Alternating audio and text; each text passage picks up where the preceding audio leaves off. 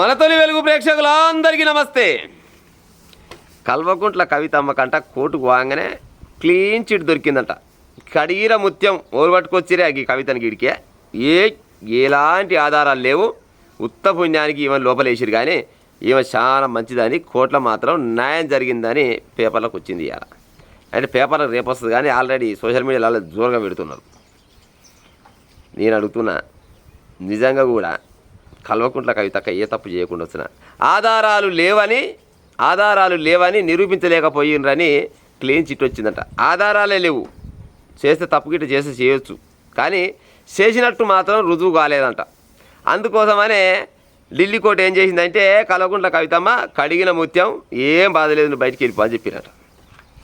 ఇక బయటికి వెళ్ళిపోగానే వాళ్ళు అన్నట్టు కదా డిజెట్ ఇల్లు ఈరేమంటుండంటే మా కవిత శల్యకు న్యాయమే జరిగింది, కాకపోతే మా శల్య పుణ్యమా అంట మా పార్టీ మొత్తం ఆగమాగం అడివడిపోయింది, ఓడిపోవడానికి కారణం ఈ కవితమ్మనే అని అంటుండు.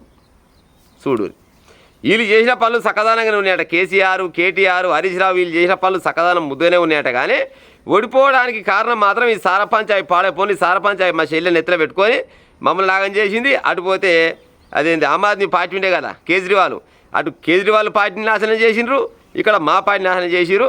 మొత్తానికైతే మా ఓటమికి కారణం మాత్రం ఈ కల్వకుంట్ల కవితమ్మే అనేమో డిజెట్ ఢిల్లీ చెప్పే ముచ్చట. ఇక కవితక్క ఏం చెప్తుంది, మీ అహంకారానికి నేనేం చేయను నాయన, మీ అహంకారంతో మీరు ఓడిపోయారు. తెలంగాణలో బీఆర్ఎస్ పార్టీ ఓడిపోవడానికి కారణం నేను కాదు, కల్వకుంట్ల కవితమ్మ అనే నేను కాదు.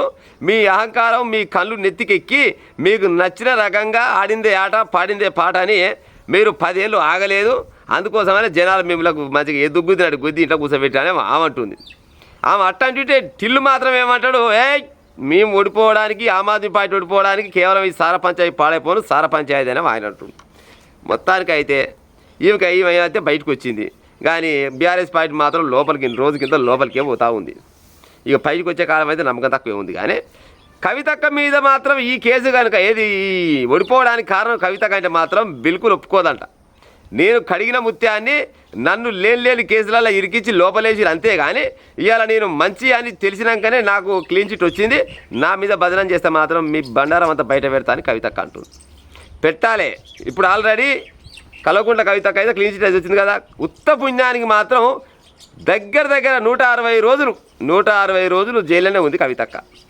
మరి ఇవాళ పోతారకల్లేమో అడిగిపోతే ఏం లేదు ఎక్కర్లేదు, ఈ ఉత్త పుణ్యానికి లోపడేసిరు ఏమెక్కడ కేసిరు అనే కాడికి వచ్చిందట.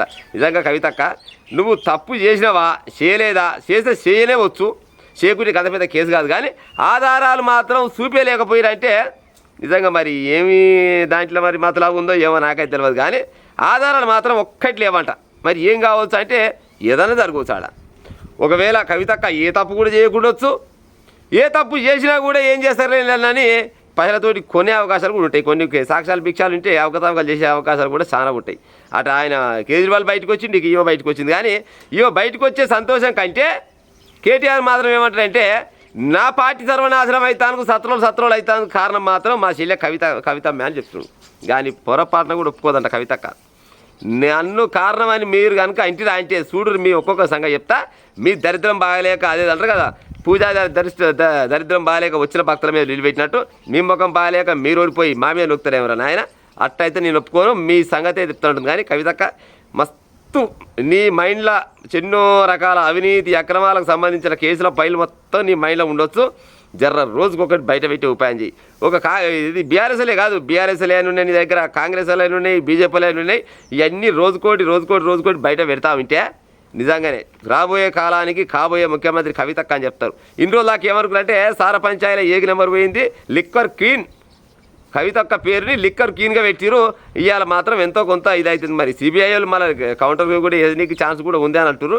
మరి అది ఎంతవరకు వస్తుంది తెలియదు. కానీ ప్రస్తుతానికైతే ఇవాళ మటుకు మాత్రం కల్వకుంట్ల కవితమ్మ కడిగిన మైలపు అని ఢిల్లీ కోర్టులు చెప్పిరంట. ప్రస్తుతానికి కవితక్కనేమో సంతోషం అవుతుంది, కేటీఆర్ మాత్రం సంతోషంతో పాటు దుఃఖాన్ని కూడా బయటికి వెళ్ళగొట్టిండు. ఎట్ట దుఃఖాన్ని బయటికి వెళ్ళగొట్టింటే మా ఓటమి కారణం మేం కాదు, మా కవితనే పుణ్యమాట ఓడిపోయినా, లేకపోతే ఓడిపోతాం అయితే కాదని అంటుంది. రేపు పొద్దున మరి ఏం చెప్తూ చూడాలి కవితక్క.